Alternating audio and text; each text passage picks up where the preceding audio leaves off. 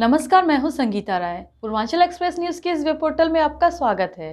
आइए देखते हैं हमारे संवाददाता राम सकल यादव की यह विशेष रिपोर्ट।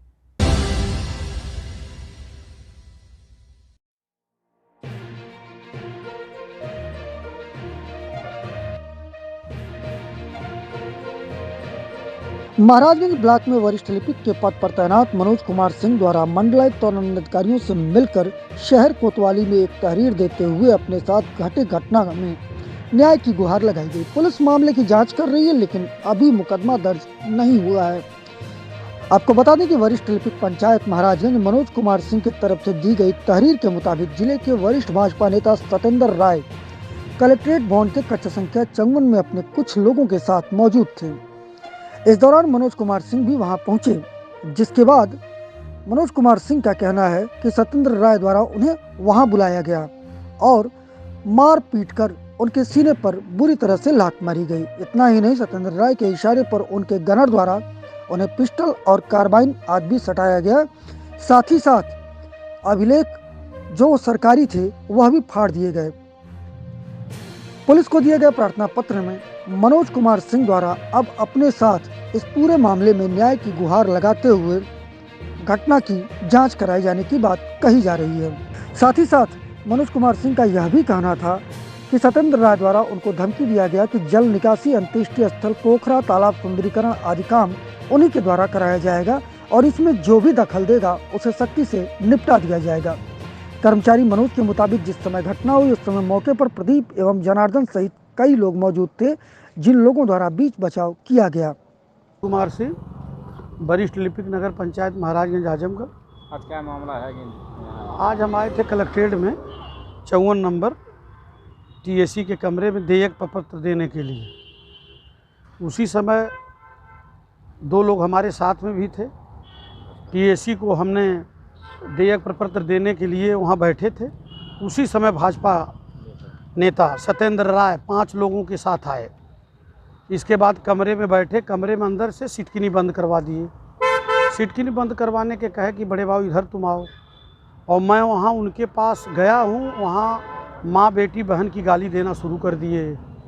इसके बाद गाली देते समय एक गनर उनका था, मेरे कनपटी के यहाँ पिस्टल सटा दिया। एक गनर जो था मेरे सीने के यहाँ लगा दिया कार्बाइन उनकी जगह। इसके बाद माँ बेटी बहन की भद्दी भद्दी गालियाँ देने लगे।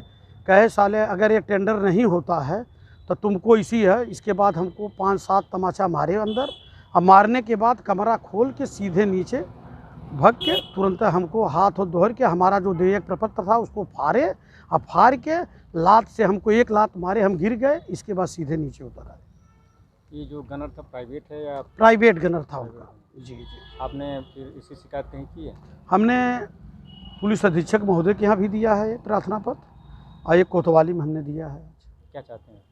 FIR होना चाहिए उनके खिलाफ। और क्या भाई, न्याय तभी मिल सकती है ना। हाँ। वहीं इस पूरे प्रकरण में जब भारतीय जनता पार्टी के नेता सत्येंद्र राय से बात की गई तो उनका कहना कुछ और था। सत्येंद्र राय ने मनोज कुमार सिंह पर कई आरोप लगाते हुए कहा कि उनके ऊपर पहले से ही कई जांच चल रही है।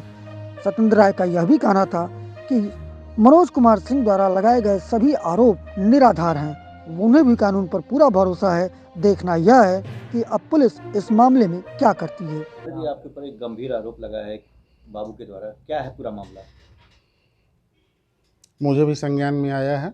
मैं अभी क्षेत्र से लौटा हूँ, निमंत्रण में था, तो पता ये लगा है कि महाराजगंज नगर पंचायत के जो लिपिक हैं मनोज कुमार सिंह, उन्होंने लिखित रूप से मेरे खिलाफ़ शिकायत किया है और कारण बताया है कि कलेक्ट्रेट परिषद में मैंने उनके साथ अभद्रता किया, उनके साथ मारपीट किया या उन्हें गाली दिया, जबकि ऐसा कहीं भी कुछ भी नहीं है। और उनके बयान को भी मैं पढ़ा हूँ। उन्होंने अपने बयान में कहा है कि मुझे पहले तो उन्होंने कहा कि मुझे मारे, फिर उन्होंने कहा मुझे गाली दिए, फिर उन्होंने कहा कि वहाँ से चले गए, फिर वो कहते हैं कि मुझे एक लात मारे, मैं गिर गया। प्रपत्र कोई था उसके बारे में बताते हैं कि उसको मैंने फाड़ दिया, जबकि ऐसा कहीं कुछ भी नहीं है। मैं अपने व्यक्तिगत काम से आज ADA ऑफिस गया था। जो अभी मास्टर प्लान घोषित हुआ है उसके नक्शे के कि मुझे उसके एक कॉपी चाहिए थी। उसी के सिलसिले में मैं गया था।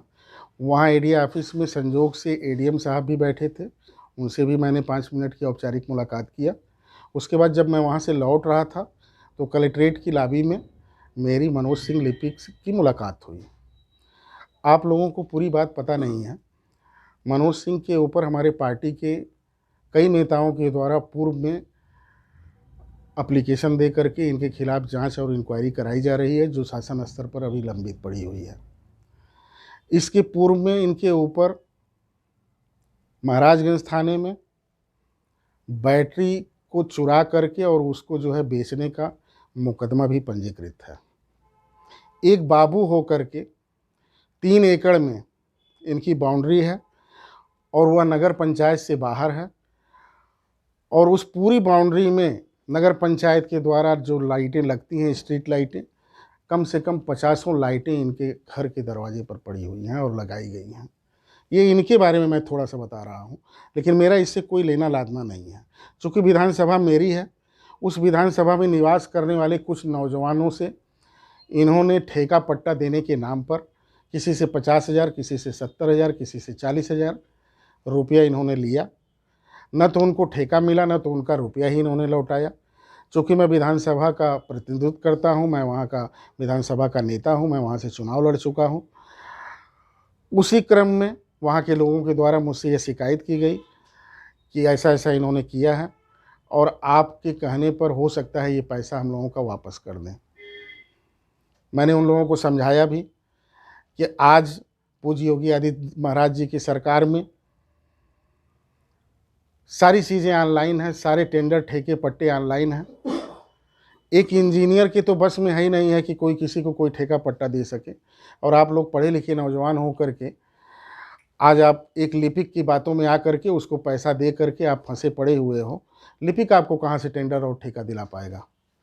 बहरहाल आज जब मेरी मुलाकात वहाँ से एडीए से लौटने के दौरान कलेक्ट्रेट परिसर में जब मेरी मुलाकात मनोज सिंह से हुई तो मैंने इनको रोका और मैंने इनसे हालचाल लिया और मैंने इनसे कहा कि आप ठेका पट्टा देने के नाम पर जो फला लोगों से आपने पैसा ले रखा है, उनका पैसा आप वापस कर दीजिए। उतने में ही ये इतना ज़्यादा हाइपर हो गए और भद्दी भद्दी गालियों से उन लोगों को नवाजने लगे कि मैं किसी का पैसा नहीं लिया हूँ, किसी का ये नहीं किया हूँ, गाली देते हुए। तो मैंने इनको शांत कराया। मैंने कहा कि देखिए, मेरा कोई लेना लादना नहीं है।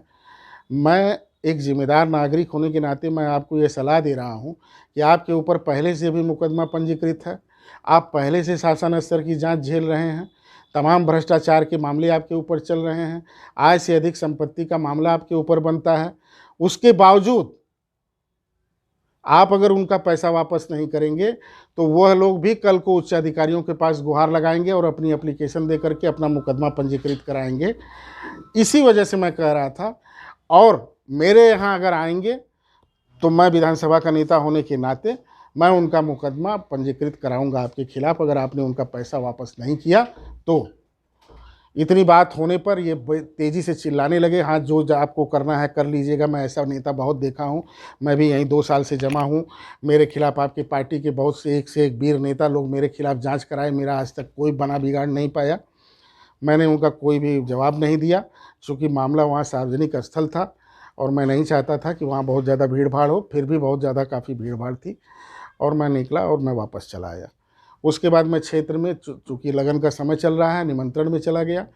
वहाँ पर आप लोगों के द्वारा पूछा गया कि कहाँ क्या मामला है, तो मुझे इस बात का संज्ञान में आया और कुछ मित्रों ने जो मनोज सिंह ने बाइट दिया है उसको मेरे पास भेजा भी। तो मुझे बड़ा आश्चर्य हुआ कि इन्होंने तो मुझे ही आरोपित कर दिया, लेकिन मुझे इससे कोई भी दिक्कत नहीं है और मैं जो न्यायिक व्यवस्था उनके लिए है वही न्यायिक व्यवस्था मेरे लिए है। भले ही मैं भारतीय जनता पार्टी का कार्यकर्ता हूँ और वैसे ही वो सिर्फ़ और सिर्फ कर्मचारी होने का फ़ायदा उठाने के फिराक में और अपनी बातों को जो है पूरी तरह से लीपापोती कि आगे आने वाले समय में जिनका पैसा इन्होंने लिया है वह इनके ऊपर मुकदमा न पंजीकृत करा पाएँ, उसी का लाभ लेने के लिए, कर्मचारी का फ़ायदा उठाने के लिए इस तरह का प्रोपगंडा किए हैं। मेरा बस यही निवेदन है कि मैं भी कल अपनी तहरीर दूंगा, उच्च अधिकारियों से मिलूंगा, कल मैं भी अपनी तहरीर दूंगा, उनकी तहरीर भी है, जांच हो जाएगी। न्याय संगत है, न्याय की व्यवस्था है, जो उनके लिए है मेरे लिए है। जो भी सामने आएगा आप लोग पुनः उसको देखिएगा। जो गंभीर आरोप है मारने पीटने का, उसको आप खारिज करते हैं? बिल्कुल एक सिरे से खारिज। अच्छा आप ये बताइए, ये हास्यास्पद स्थिति है कि नहीं? उस कलेक्ट्रेट परिसर में आप जैसे सम्मानित पत्रकार हमेशा 2 4 6 लोग रहते हैं। नीचे पूरा स्टैंड है, ऊपर पूरे कोई भी ऐसा जगह नहीं है कि जहाँ पर कर्मचारी, वकील या मुवक्किल या कोई अधिकारी नहीं रहता है। तो हर जगह पर जहाँ पर इतनी मौजूदगी है लोगों की, उस जगह पर ये संभव ही नहीं है कि अगर किसी के साथ कोई मारपीट करे या इस तरह का असलहे का प्रदर्शन हो, तो संभव है? आप मुझे बताइए कि ये संभव है? तो ये तो आप लोग खुद चाहेंगे तो कल पता कर लेंगे कि कलेक्ट्रेट परिसर में कल कहाँ क्या हुआ था। ऐसी कोई बात ही नहीं है। सिर्फ वो भयभीत हो करके कि जिनका पैसा वो लेकर के बैठे हैं, कहीं 4 मुकदमा और वो सब अपना एप्लीकेशन दे करके ना लिखवा दें या मैं उनकी मदद न कर दूं, सिर्फ उसी से भयभीत होकर के मुझी को डायरेक्ट घेरने के प्रयास में हो गए हैं। और इनका ऐसा क्रियाकलाप जो है बराबर चलता आ रहा है। मैं ज़्यादा कुछ नहीं कहूँगा, सामने आने दीजिए, जांच होगी, सारा विषय सामने आ जाएगा। आरोप था कि टेंडरिंग को लेके था, आप कमीशन मांग रहे थे उनसे, इस चीज़ को लेके हुआ? ओहो, आप मुझे ये बताइए। हाँ, मैंने उनका वो सुना है, उसमें उन्होंने बोला है कि टेंडर देने के लिए बोले। आप मुझे बताइए, क्या किसी भी विभाग के, PWD हो, RS हो, जिला पंचायत हो, नगर पंचायत हो, नगर पालिका हो, किसी भी विभाग के लिपिक के पास ऐसी कोई व्यवस्था है कि वो डायरेक्ट किसी को टेंडर दे सके? जैसा कि आप लोग जानते हैं कि जब से 2017 से पूज्य योगी महाराज जी की सरकार बनी है, सारी प्रक्रियाएं ऑनलाइन हैं। कोई भी ऑनलाइन यहाँ से लेके बम्बई तक बैठा है, टेंडर डालेगा और जिसका दर सही रहेगा उसको टेंडर मिलता है। तो आज की डेट में